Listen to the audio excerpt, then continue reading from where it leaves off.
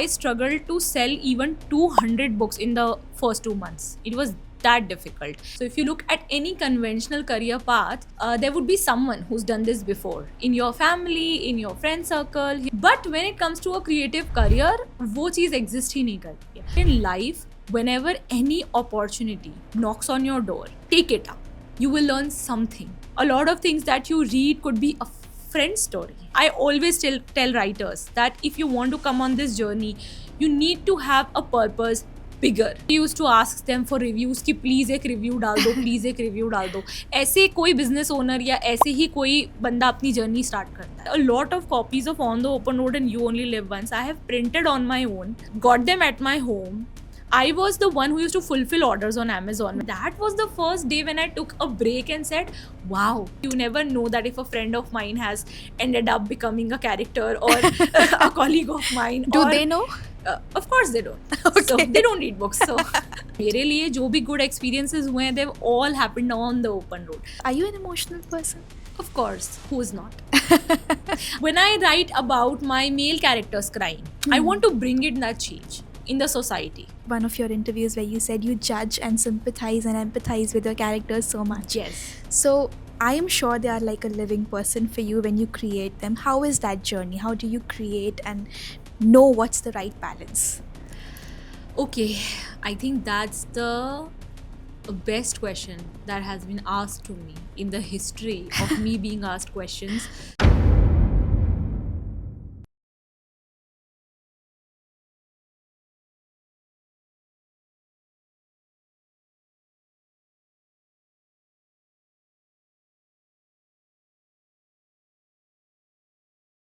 Hi ma'am, how are you? Hi, good morning. I'm good. How are you, Radhika? I'm great. Welcome to the show. I'm so happy to finally meet you, and this episode means so much to me. So thank you for coming. Thank you for joining us. The feeling is mutual because I just love meeting my readers, and just comes from a place where I am myself so happy and really looking forward to having this conversation with you. Likewise, thank you. So let's start with the most obvious question that me and many of your readers want to ask you at this point is, as a writer, what is your journey? If you would want to tell us that, how did you become the Stuti Changle and where did it all start? Did you always want to do this? Where did it all come from? I always wanted to be a writer, but I never really knew that what is that path to become a writer. As vague as it may sound, that is the truth, I think, of any journey where you want to pursue something different, something creative, something that not everyone's doing. And you just don't know what the clear path is like because we don't have enough role models or people that we can look up to. So if you look at any conventional career path, there would be someone who's done this before in your family, in your friend circle, here and there. And then you're like, okay, ये Bible है या ये गीता है या ये एक particular I would say text है, इसको मेरे को फॉलो करना है, and if I follow this I will become this. But when it comes to a creative career, वो चीज़ एग्जिस्ट ही नहीं करती है. So I think that was the biggest reason why I delayed the decision of following my heart. I knew it all the while that I want to be a writer. Like, I'm one of those kids, even at school, if it's raining and it's my maths exam the other day, I don't want to do the problems. I am really writing something about the fact that it's raining outside in my diary or in my notebook. So I've always been that scribbler, and I always knew that I love this. But again, because you don't have so many conventional career options, how do you make money? That's the biggest question. And when you start asking all those rational and logical questions to yourself, fueled by the fact that even your family, your friends, society, everyone taking subjects after 10th are going to go for a PCM or like a PCB or something that's more generic, in the sense where you know that, you know, there are ample of job opportunities and I can be doing something there. Definitely. So I think the whole journey, if I had to sum up, started with self-doubt and then became a journey where I said, no matter what happens, I am born to do this and I will do this. That's it, nothing else. And then after doing that, realizing that okay, it's a very lonely journey. Any journey of a creative person is a journey where you have most of your lunches and dinners alone. You don't like have like this office setup or something where you're going to every day. And then when you become the boss of your own life, the biggest challenge is having that routine, maintaining that discipline, and still showing up, because now you're not answerable to someone else, but you Yourself. are answerable to yourself. So like any other journey, it has been once a journey where I have evolved a lot, I would say, and every day I learn something new. So there's no stagnation. That's the best part of being on a creative path. Will you say that you're still discovering what all you can do in this creative part as an artist or a writer? Yes, of course, I am. I mean, I loved dancing. And for the longest time, I was bucketing or labeling it as a hobby and not really thinking of it seriously. Not that I'm doing it now as well, but who knows? It could be my retirement plan if I really work on that. So, uh, I don't know. I mean, it's very strange, but I think that's how the mind of a creative person is wired. And you can't be one or nothing. I think when you're a creative person, it comes with at least 4 to 5 interests. For me, it's like anything as simple as maybe doing up a space brings me joy. If I love plants, if I can just be a plant mom and take care of my plants, it brings me joy. So I think also one of the things that happens with any creative person is that you are very much close to nature. Mm-hmm. Yes. So anything that has to do with creativity, whether it's writing, whether it's dancing, whether it's singing, it all comes together. It just comes in a, I would say, it's like a package. So I love so many more things, but yeah, I mean, writing is something that I have loved for the longest time, and so I'm pursuing. And a lot of other things, they come and go. But then again, dancing is something which has stayed with me for a very long time. Yeah. So who knows? So I think in the journey of a creative person, or when you have a creative pursuit, you need to keep evolving, you need to keep learning new things. And also that is sort of your internal inspiration, because where do you get so many ideas and thoughts from? So it's very important to look within yourself for those answers and be on that journey to be Definitely. there.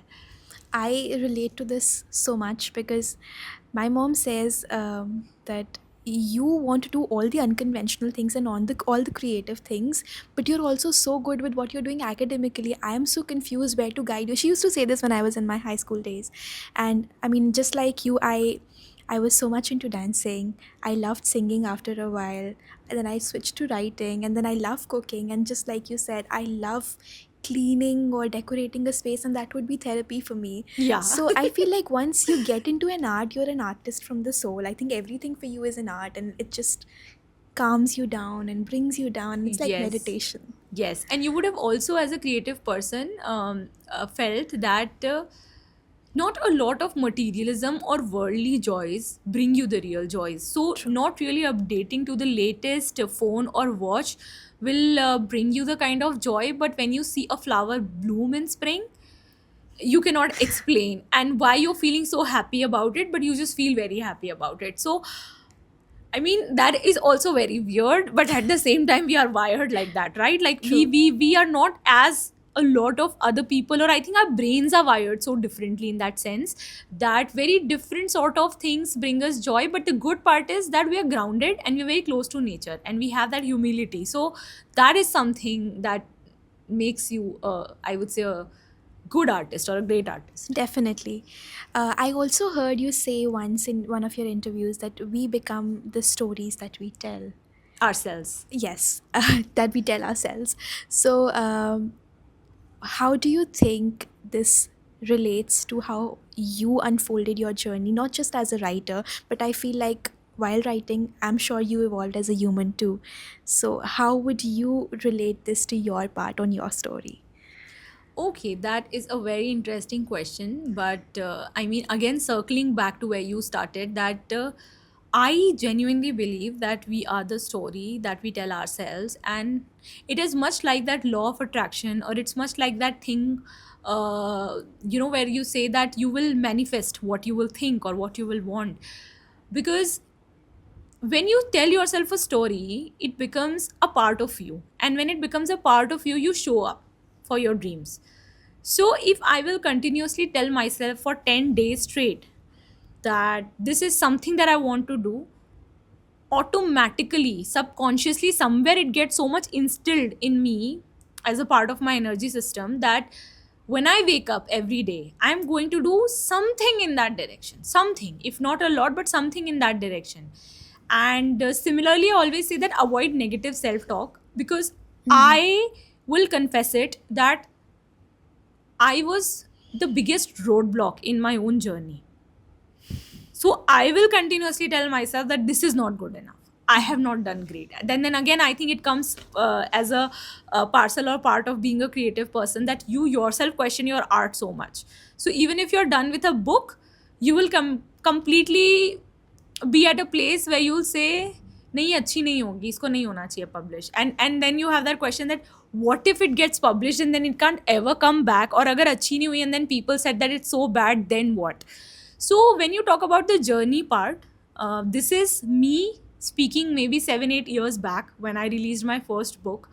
But on this journey, I have evolved because I have realized that you are the story that you will tell yourself. So now I tell myself a very different story.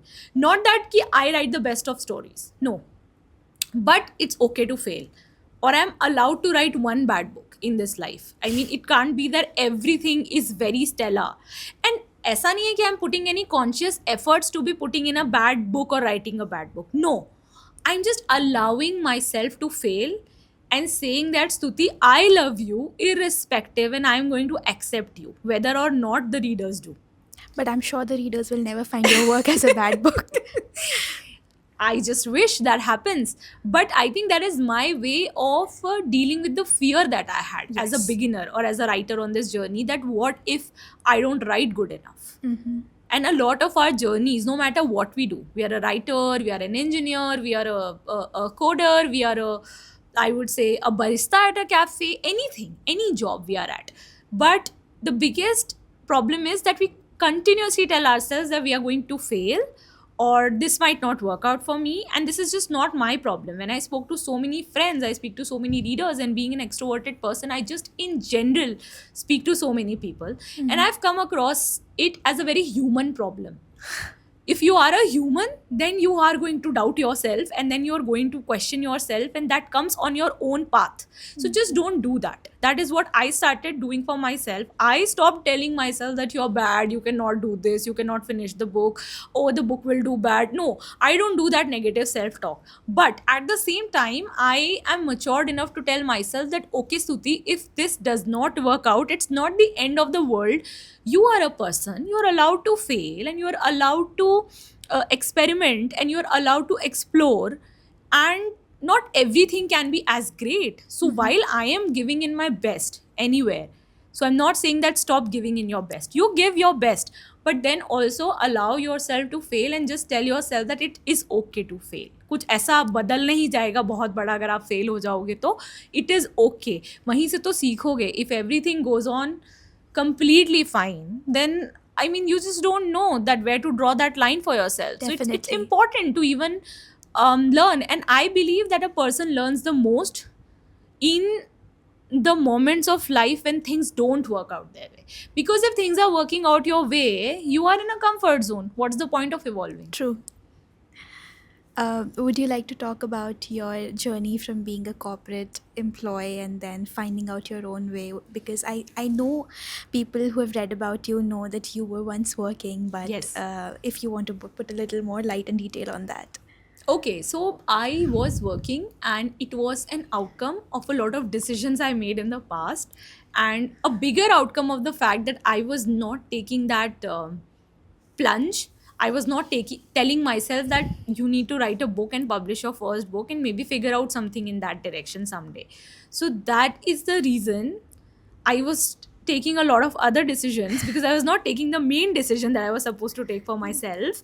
And in that fear, I was operating in a way where I said, okay, whatever comes my way, I just want to do the best. And I think I was trying to fit into this whole concept of ideal, an ideal daughter, an ideal student, an ideal employee, and nowhere was my dream of becoming a writer fitting in there. So for a very long time, when I was questioning my own self, that while this is bringing me everything, it isn't bringing me joy.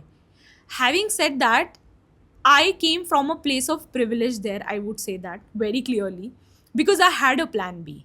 In the Okay. sense that I had some savings, Yes. okay, and I knew that I came from a family where if everything goes super, super, super bad and nothing works out, I can still call up my mom and dad and, ask them for help for a while. But at the same time, I had also told myself that I would give this much time. If it doesn't work out, that time for me was 2 years, I will go back Okay. to a job. So I was never very foolhardy in terms of making a decision कि ये करना है तो बस अब यही करना है. I think it was a calculated risk that I took at that time. And I always say that take risks, but take calculated risks. I mean, so that you don't end up in a place where you just don't know what to do next in life. Right?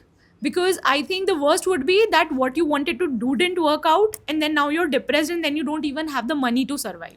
So that could be the worst, I would say, bucket to fall into. Right. Although life can be rebuilt from any point, I believe even if you get there are ways to rebuild your life. But if you take a calculated risk, then the chances you will end up in the worst case scenario bucket is less. So I think I had all of those things planned in the back end. And while everyone thinks that I was jobless, the truth is that I was doing freelance Okay. and I was making money. So it was like In writing? in writing, Oh, in great. writing, Okay. branding, marketing. I learned Wow. social media there. I Oh, think, wow. and that helped me later on promote my book. Definitely. So everything Yeah, you there do- you go. Yes. So I think everything that you do in life, it takes you to some place, and then आप कुछ सीखते ही हो उससे And ऐसा. kabhi na kabhi you वो make use काम of आता it. ही है. Yeah. जैसे लोग कहते हैं इंजीनियरिंग कर ली, MBA कर लिया, ये कर लिया, वो भी कर लिया. अरे यार राइटर ही बनना था तो ये सब क्यों किया? But I cannot emphasize enough what everything taught me. Okay, so engineering I think taught me perseverance. MBA taught me confidence and presenting myself. I think I would have been a great writer but not a great speaker if I didn't do that degree. And, Right. And it's like the more you advertise yourself as an author, the better your book does. Yes, I mean, in the end, the truth is that you will have to sell no matter what product it is. The greatest of products cannot be sold if you don't know who the audience is or where to reach out. So Including yourself. including yourself. So a great book, if you've written, that's not the end of the story. The story begins there. How many people are you able to reach out? How many readers you are able to reach out? And I think my purpose is to create that impact where I can reach a lot of readers and change their lives. Okay, I always say that I write life changing stories that are meant to uplift, they are meant to transform you. But for that purpose to be lived, I need to reach out to people to the minimum. And to reach out to people, I need to know the basics of how to, let's say, sell a book or promote it. And all of this I have learned in that whole corporate or the back end journey of what all degree I had. I have learned it all there. So I sincerely believe that in life, whenever any opportunity knocks on your door, take it up. You will learn something. Even having a bad experience is a learning. Very true. And you need to constantly learn to evolve. Definitely. That's the goal in life. Just keep evolving, keep learning, keep experimenting, and you will get somewhere. So you took a 2-year break from your job, giving your writing a chance, you said, and you wanted to, thinking that it would be a 2-year break, and if it Yeah, doesn't I mean, work, a 2 year break where I'm doing freelance and I'm trying writing and publishing these books. And I think I had started as someone who used to believe that, oh, I'll write to publishers and my story is so fantastic. Everybody is going to pick it up and they'll be like, I want to publish this story. But that is not sadly how in reality everything operates. But then again, I had my fair share of learnings after doing that. So a lot of our viewers today might not come from a very reader or writer background or somebody who knows a lot about books and publishing. So there might be a question to a lot of people so one of my friends I was talking to, she was like, I don't understand why readers say that I took a job, when writers say that, authors say that I took a break from my job because I wanted to completely focus on that. You can even take out some time at the end of the day and write, and keep writing every day, and by the end of the month you can reach there. So for readers who don't know why this time or break is needed so that you completely focus, would you like to elaborate why authors usually do this? Okay, so I don't know if it is right or wrong and if someone should do it. I mean, advisory and caution out there, but I did it because I believe it is very important for you to be in that creative zone. If you're not in that zone, you won't be able to write. So, if you have the same life, you're meeting the same set of people every day, talking to them every day, and coming back home, and life is same for you. There are no new experiences, no learning. So, I believe you've stagnated in the sense that you are in your comfort zone, and there's nothing wrong about it. But for me as a writer, I really need to challenge myself. I need to go out there. I need to meet new people. I need to take new experiences. Only then I can come up with interesting stories. Because all of my stories, whether it is On the Open Road, whether it is You Only Live Once, whether it is Where the Sun Never Sets, whether it is my series Lost and Found, or it is Stars Will Guide You Home, every book that I have written is full of my experiences, my learnings, of encounters I've had with people. It is not something born completely out of a figment of imagination. A lot of things that you read could be a friend story True. in a different name, or someone else's story that I have known, or maybe a stranger who met me on the flight and they opened up to me. So, for me as a writer, my methodology operates pretty much in the real world, and I need to be out there. So, if you're in a job that gives you that work life balance, why not? You can complete a book while being in that job. In my particular case, I was in sales and I had sales targets, and then I had pretty heavy schedule in terms of working, and I was living in Mumbai where I would spend 4 hours every day in just commuting. So that is where it was not making sense for me, but for someone else it could be. They could be in a place where they can actually write. A lot of writers have also written their books while they were still working a 9 to 5 job. But Wow. for me, then freelance brought that freedom where I could make Yes. some money, but then I can have the time to at least complete my first book. True. So that was a very case specific thing. So I don't know if I would like really advertise that that's the only right way to do it. You can have your own ways to do it. The only question you need to ask yourself is that if I want to write a very good book, how I want to go about it. And that could be different from a writer to other writer. Okay. Speaking of all the bestseller books that you just mentioned about, the first book, when that took off, and when you were finishing it, were you I mean, of course we all hope that whatever we do just takes off and it's the best, but did you expect a reaction like that? And when that happened, like, what were your expectations coming from, as a, like, let's say, as a creator of the book or a producer of the book? Were you expecting people to be this happy and crazy about the content? And I feel like I observe a lot of trends with readers amongst writers, and I feel one thing that I have seen in is that what you call it, SC Yeah, family? SC family. One thing that I've seen is that as much as we love you, a large part of the audience is also very loyal because of Yeah. the beauty of, I think, of the content that we get from you. So how do you think about that, and how did it start? I think the whole concept of SC family just occurred to me on one fine afternoon, and then I just vaguely, out of nowhere, started referring to my readers as that. And then I said, oh, why not put it out in my books? So then I also, in the last epilogue, the section that comes after epilogue, Yes. started writing it. And then so many people started feeling that they are a part of this, that they also started using the same term. Sure. So then it became a proper term. SC family became a proper term. But it was only after my third book that I realized that the amount of impact that these books are creating in the lives of people.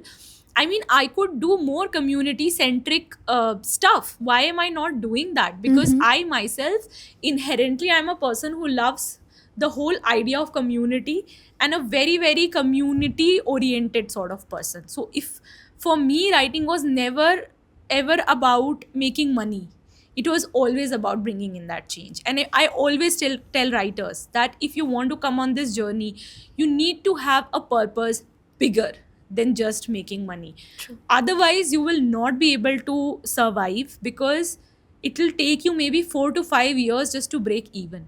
Mm-hmm. It is a hard truth, but that is the truth. You should know that when your parents say that don't go for it, there's a reason they say don't go for it. But if you still have the passion and at the same time the resilience or the perseverance to wait for so many years until you will see your first success, then go for it. And that brings me back to your first question, that what was my reaction like?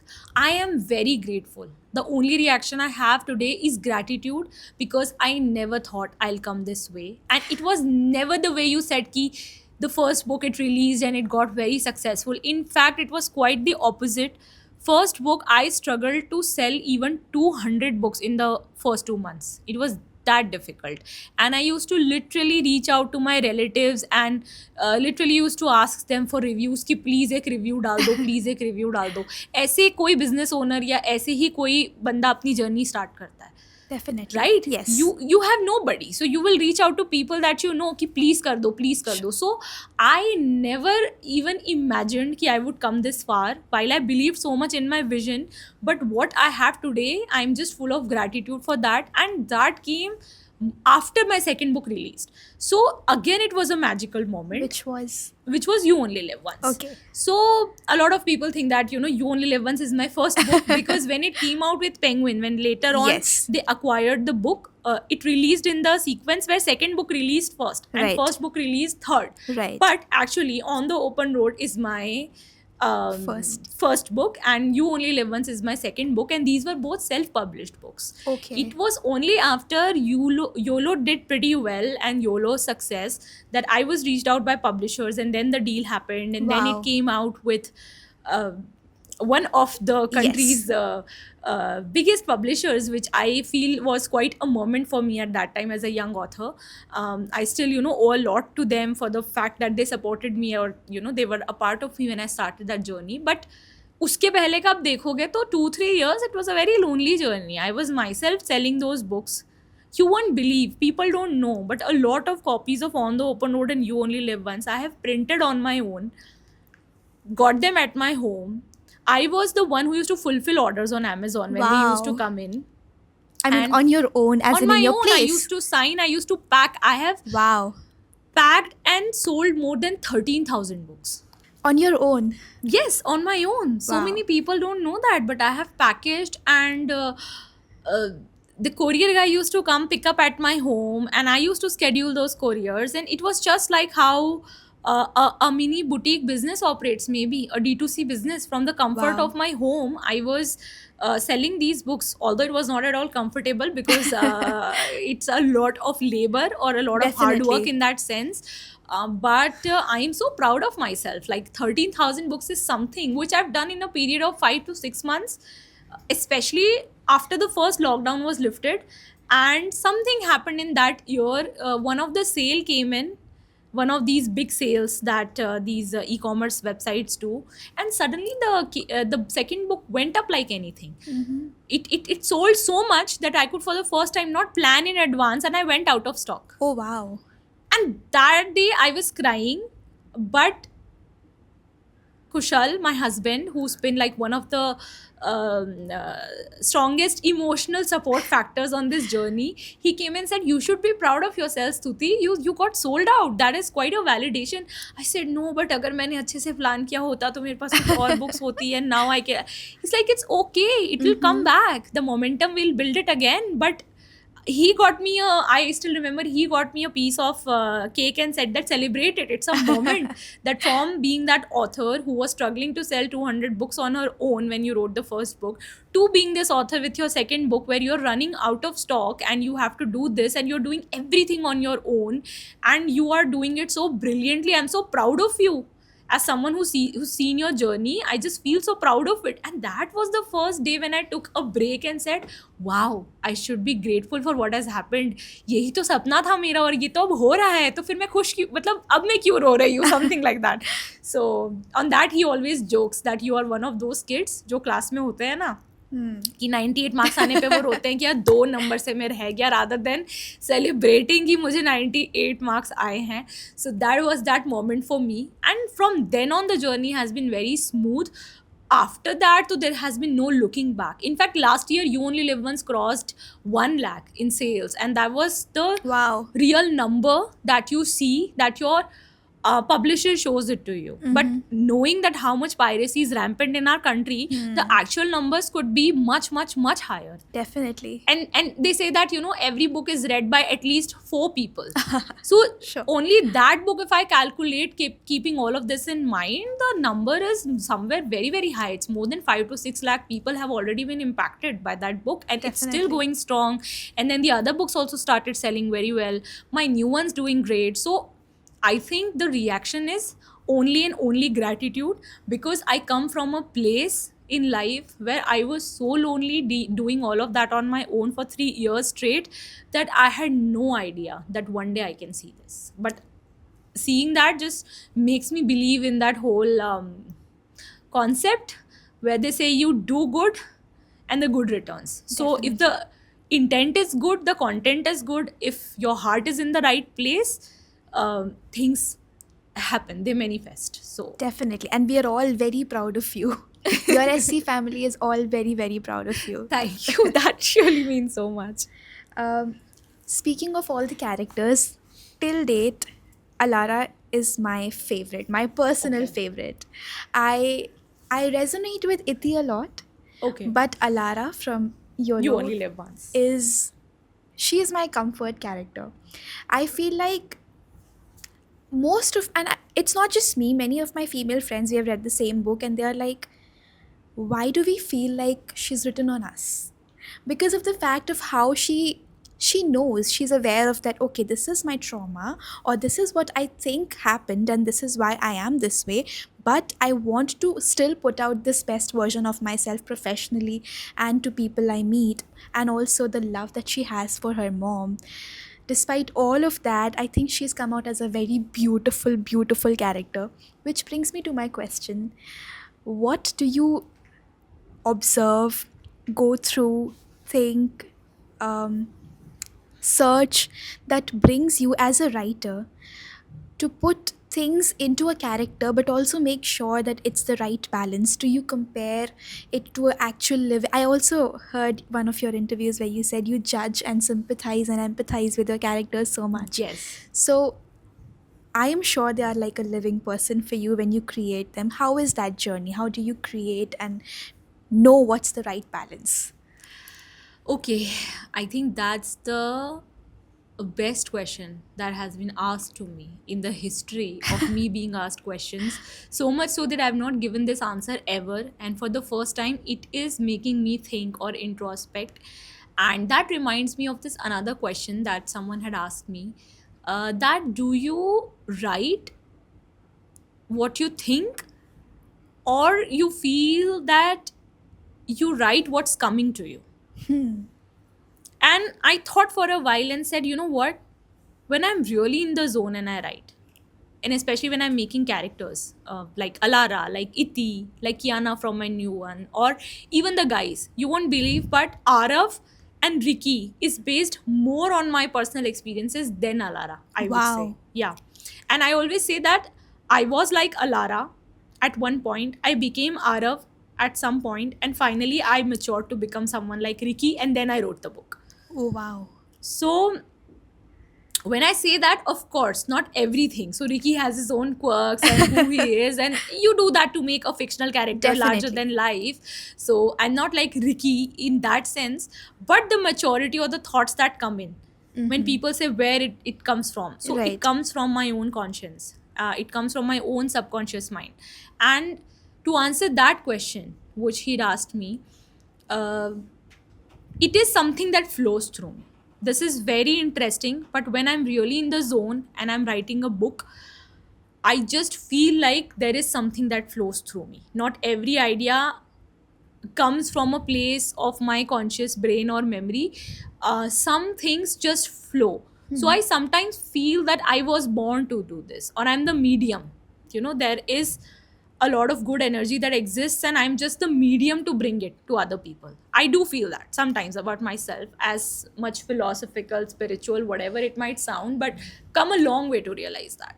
And when I make these characters, of course a lot of their experiences and who they become or their journey is inspired by my own or people that I've known, जो मैंने आपको पहले भी बताया है कि you Right. never know that if a friend of mine has ended up becoming a character or a colleague of mine, Do or they know? of course they don't.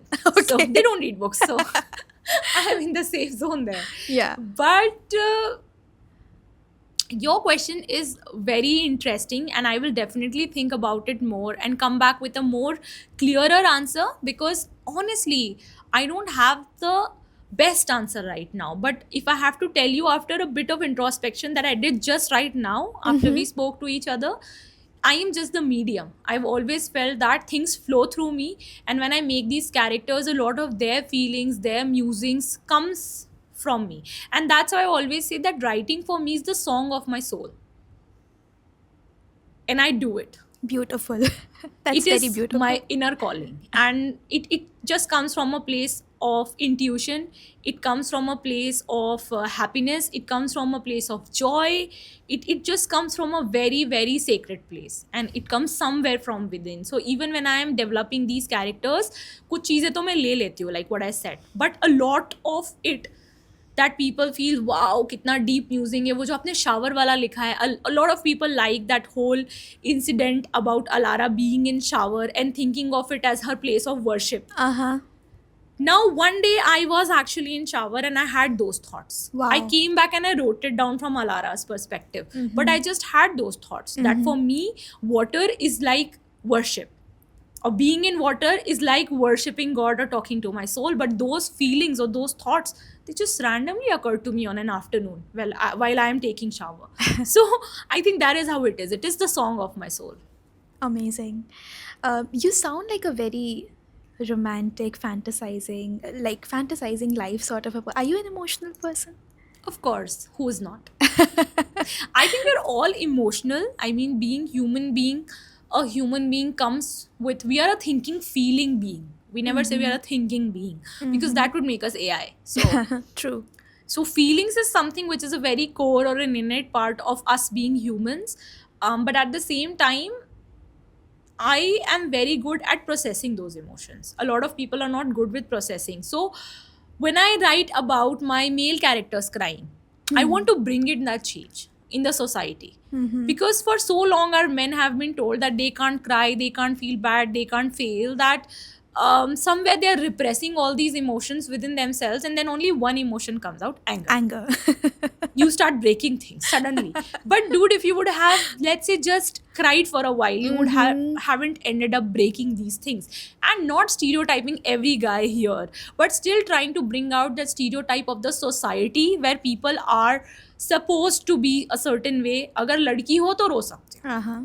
But when my character, for example, in the latest book, Stars Will Guide You Home, when Nirvan is shown to sob on shoulder of his friend Vedant, or even for that matter, there is a scene in You Only Live Once where Arav is so lost, he's so lost, just he breaks down in front of Ricky, a stranger. Right. That is how the relationship starts. Mm-hmm. Because sometimes that is all we want. So there's a reason I have made my male characters do that, because I want to tell people that it is so important to understand your emotions. True. And process them and acknowledge them. And that is something that I feel I have grown in a way where I have become, by practice, I am at a place where I do this a lot and it helps me. So through my books, through my characters, I want more people to experience it and liberate themselves from the pain of hiding or repressing their emotions. So yes, I am an emotional person just like anyone else is an emotional person. The only difference is I've learned how to manage them, and through my body of work, I want many other people to feel that relatability that you and your friends felt with Alara, and live through that and then manage it. So that is where the impact part comes in. So I'm just not telling stories. My stories are not plain fiction. At the same time, when they are fiction, they are self-help, and also it is sort of an emotional self-help, and then it has so many other feelings bundled with just that one fiction, because the job is to elevate people. That is what I want to do in the end of the day. It just shouldn't be a book. What's the life lesson which we were taught when we were young, that every story has a lesson, needs to have a lesson. So what's the life lesson? I always ask myself that if I end up writing this, what will my readers get out of that? What will they learn for their lives? And your readers thank you for that so much. I'm sure. Also, like reading all these collections that we just talked about, now I am somebody that I want to do a corporate job in Goa. Sorry, can I? Now I'm somebody who wants to do a corporate job in Mumbai. I want to own a beach shack in Goa.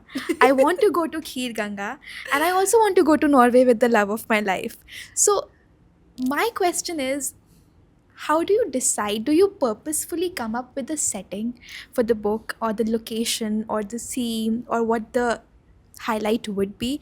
Or is it just that, you decide a theme and it's like, okay, let's pick a location? You randomly do that? Or is it personally your experience that you've been in those places?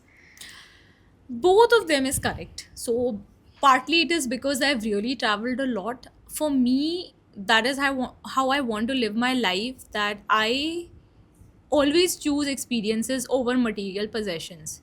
So for me, if someone comes up to me and say that they bought a bag worth, let's say, 4 lakh rupees, would be a huge shocker, because I will never be able to understand why.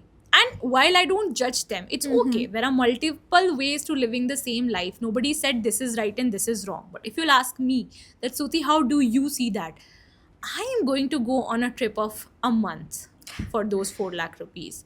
And even if I have to stay in a very budget place, I am okay as long as I am closer to the nature and I can live or spend more days in the countryside. And that is how I'll spend those 4 lakh rupees if you give it to me. If I win a lottery suddenly and I have to do something and make, a sense of what I need to do with that money. So that Yeah. is who I am as a person. You're a traveler. I am a traveler Okay. and an explorer and a very spiritual person. So for me in my life, my quest is not materialistic at all. And it's not that I am some god woman and that I'm not experiencing materialism. Of course, you see me wearing clothes, there is something, but then that's not the center of my life or what I want to do more and more. I feel a good enough or like a basic enough level is good for me. And then whatever additional I have, I would want to upgrade it by gaining more experiences and by learning more. And for that, you need to travel. If you are in the same place, the same things will happen to you, the same people you meet, you can't grow and evolve. So for me, life is a journey where I want to learn, evolve, and grow. And for that, travel helps me in the Yeah. easiest way possible. Was Kheer Ganga intentional? Yes, of course. And I've been to Kheer Ganga Yeah. with one of my friends. Okay. And she suggested this when I had just quit my job. It was the same year.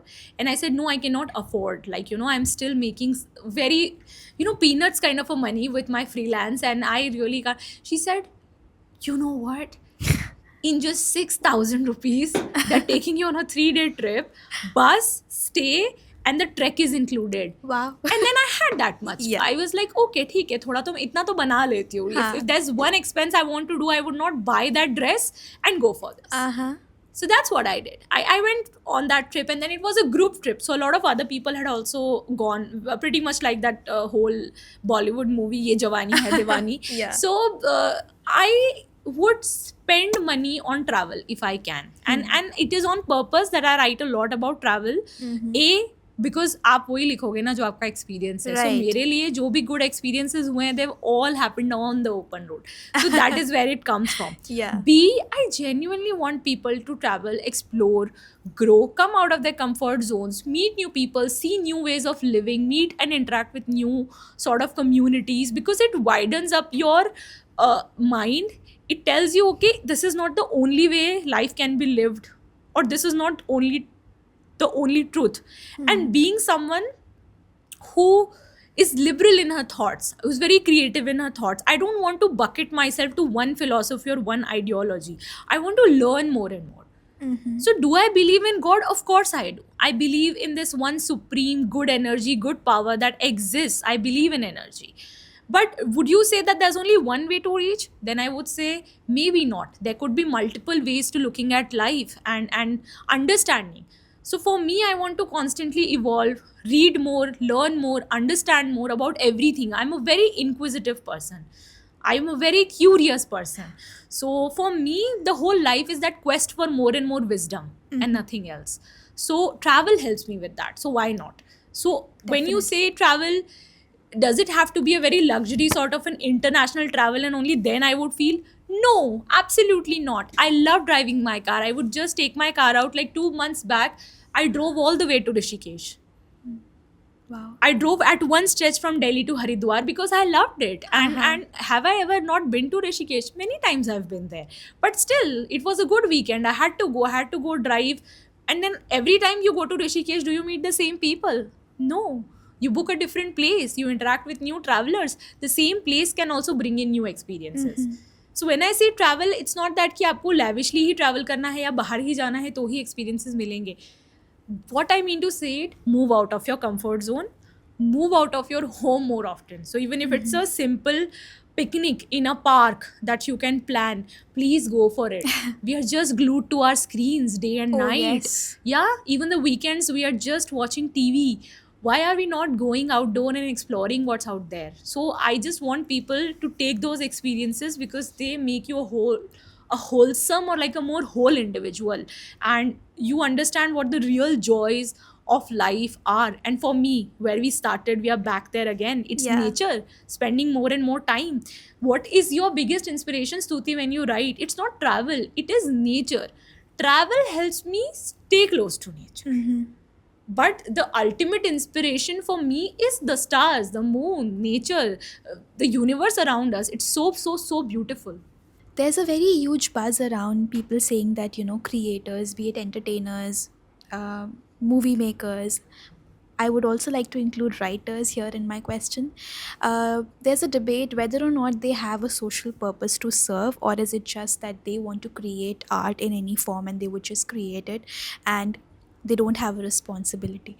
The reason I'm asking this question is my 16-year-old brother, he's turning 16 tomorrow, and he's a huge fan of yours. I have A seen very happy birthday to him. I have seen how much reading habits change, especially teenagers, and I have seen him grow as a reader. Like earlier, I introduced him to fiction, and I now see him reading more often. Um, do you feel that there is a huge responsibility? Of course, there is age restriction to different types of content, but as a writer, do you feel that you have a responsibility to cater to especially the sensitive and vulnerable age groups? I do believe that when you do something which is in the public domain, and when you reach out to so many people, and then of course, as a younger writer, I would have never thought of it, but now knowing that there's an impact that happens, or it goes out to so many people, I definitely now come from a more responsible place. Having said that, can someone not commit a mistake? Of course they can. Every human being, no matter where they are in life, can commit a mistake. If they are willing to learn from it and grow from there, I think every mistake is for you can forgive a mistake, okay? But for me, I do feel that it all comes from a place of responsibility. If I am writing books that are reaching out to, let's say, a certain age group as well, and we say, yeah, so you categorize it. You write that this book is only for, let's say, an 18 plus sort of an audience or a 21 plus sort of an audience. Most of my books, they are either 13 plus or 18 plus sort of an audience. So I think calling that out in the beginning is how I see that responsibility. So even if I Yeah. want to write for an older or a more mature audience and the content is that sort, I would, but then it comes with a discretion. It comes with a warning. And that is something that even writers don't have to do. Honestly, we're lucky Yeah. to have good publishers and they will Right. put it before anything else. True. So they do that for us. But if the question is responsibility, of course, you are responsible when the work is out there in the public domain. And I think if age group or something is sort of limiting you, then do what you want to do, but at least just be responsible enough to put a bracket to it that okay, this Disclaimer. is the kind of audience for which the work is created. Coming to the numbers and the theory about books and the industry in general. There's a huge opinion out there now with all this audio and visual kind of content available all around that books are a diminishing category or a dying category. To dedicated readers and aspirational writers who want to become authors, what would you like to say around this statement? This is still in a very early stage. So, if you will ask me, if, is it imminent? If it is very immediate, will it run out in 10 years or 5 years? No, it will not. You Okay. still have some timeline to it. So, it is not a completely a category that will completely die or something in the near future. I mean, if you talk about more than 10 years, who knows? Even I don't know what's going to happen. So I'm not someone who can predict something. Right. I'm as much unaware as you are. But yeah, if I see it in the shorter run, or let's say a term of the coming 10 years, it could be diminishing a bit, but then it's not completely dying. And I always feel that experiment. So let's say now you see at one point comics were completely dying. Then this whole trend with manga came in. Yes. And what is it? Around COVID, it started. Yeah. What is it? Is it Comics. not a kind of comic? Yeah. Kind illustrations, Yes. a book with illustrations, dialogues, pictures. So very similar. So the names keep on changing.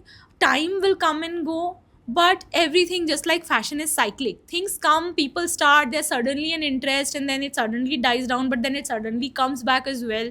So I don't really know what's going to happen after 10 years, but in the coming 10 years, I don't see it as a completely dying category. Okay. Can you also tell a little bit to people who don't know a lot about the industry of publishing, the difference between, you said you started with self publishing, so the difference between self publishing and traditional and how that works?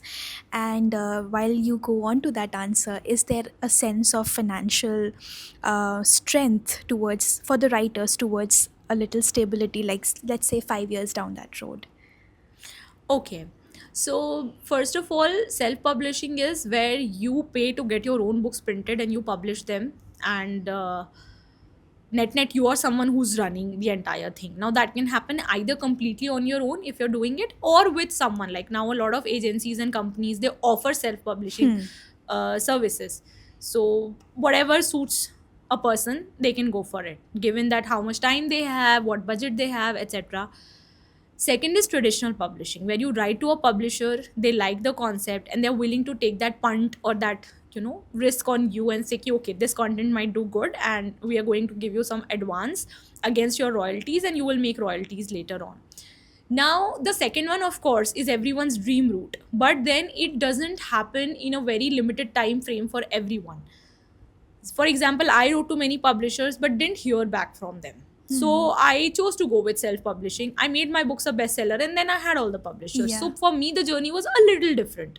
But the journey could be in multiple ways. It could be many people get their first book deal with a traditional publisher. Wow. Now, in that case, I think what I did not know back then is having a literary agent really helps. I never knew an agent, or any agent never represented me. Okay. So I did not know that back then. The Okay. first two books self-published kiya tha. Later on, of course, I have an agent involved now.